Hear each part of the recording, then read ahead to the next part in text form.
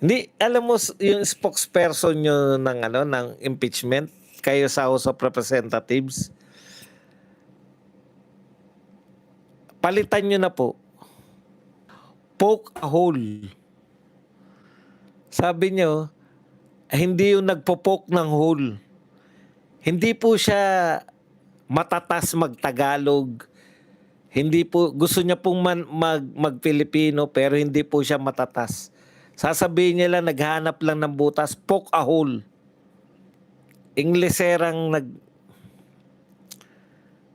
para patas naman. Ang galing ng spoke sa kabila eh.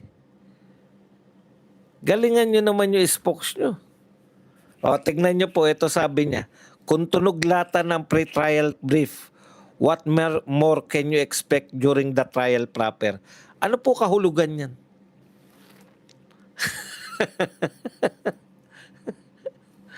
Alam ko po kahulugan yan.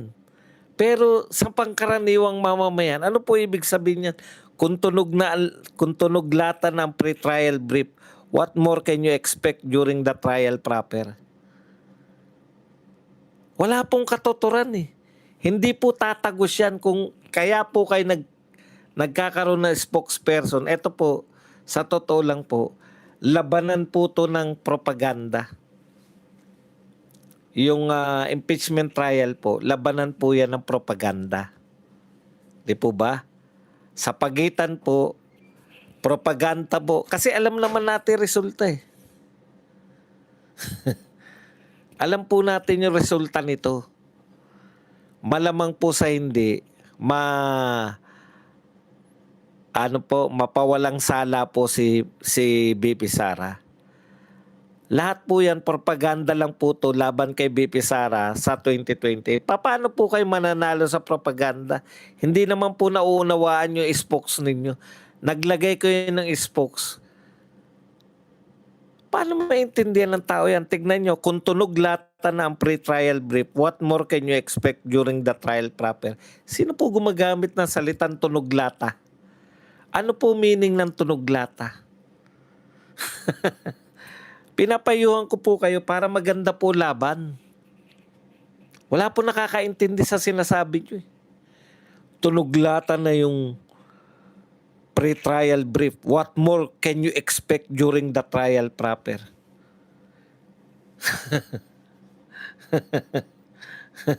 Okay. Isa pa. May binabanggit dito yung ano eh. Eto. Sabi naman nito ni Representative Sia Alonto, Adjong. Presscon din to ng presscon. Ano yung explanation doon sa mga hindi maipaliwanag na pera at property sa kanyang salin na hindi tugma doon sa kanyang income? Hanggang ngayon, gusto mo pa rin sagutin ka. Nasa trial na kayo, di ba? Bakit po ninyo gustong pasagutin? Bakit po ninyo, isa pa sa problema nila, wala na naman daw si BP Sara, hindi na naman daw nagpakita doon sa pre-trial brief. Pre-trial pa lang, hindi pa po trial. Gusto nyo na umatin si BP Sara. May abogado naman siya, kaya nga may abogado eh. Tagapagtanggol eh. Vice President po siya ng Pilipinas eh. Pre-trial pa lang gusto nyo nakatanghod na doon si BP Sara. Bakit po? Bakit po nilang gusto dumalo si BP Sara? Kasi walang pumapansin dyan sa nangyayari sa pre-trial. Walang pumapansin dyan sa impeachment. Hindi po nila ma-divert yung usapin ng Senado. Hindi po nila ma-divert yung usapin po ng mga maleta. Hindi po nila ma-divert. Gusto po nila impeachment trial na po ang pag-usapan. Wag na po yung pagnanakaw sa flood control. Yun lang po yun.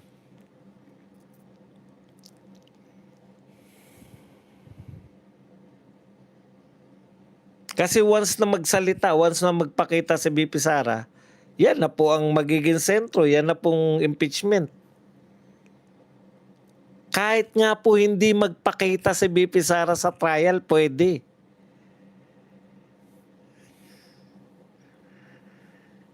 Taktika nila yan. Bakit nyo sila pinakikialaman?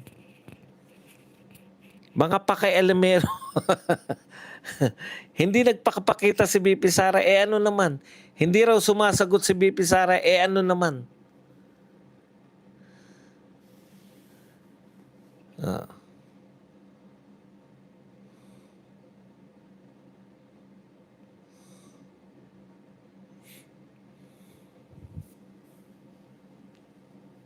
Hindi sumasagot.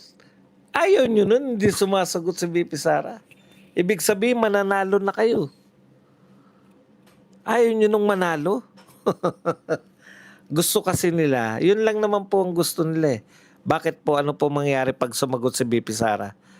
Once na sumagot si BP Sara, yan na po yung magiging sentro ng usapan. Layo na po sa nangyayari sa Senate. Layo na po sa flood control. Senate, ang hinahanap po sa Senate, flood control. Senate, ang pinag-usapan po sa Senate, pagpantatridor ni Joel Villanueva at ni Chis Escudero. Hanggat pinag-usapan po ang Senate, mapag-uusapan po na bakit wala ng kaso si Chis Escudero at si Joel Villanueva. Hanggat pinag-usapan po yung Senate, mapag-uusapan po yung flood control project. Hanggat pinag-usapan po yung Senate, mapag-uusapan po yung nakawan na hindi iniimbestigahan ng Senado. Hanggat pinag-uusapan po yung Senate, malalantad yung mga kapalpakan ng mga gusto nilang maging ng kanilang patatakbuhing presidensya pool. Tulad po ng mga Tulfo, tulad po ni Risa Ontiveros. Yan po yun. Yan ang katotohanan. Kaya gustong-gusto na nilang sumagot na si BP Sara nang wala na po sa Senate ang usapan. Dito na sa impeachment. Okay.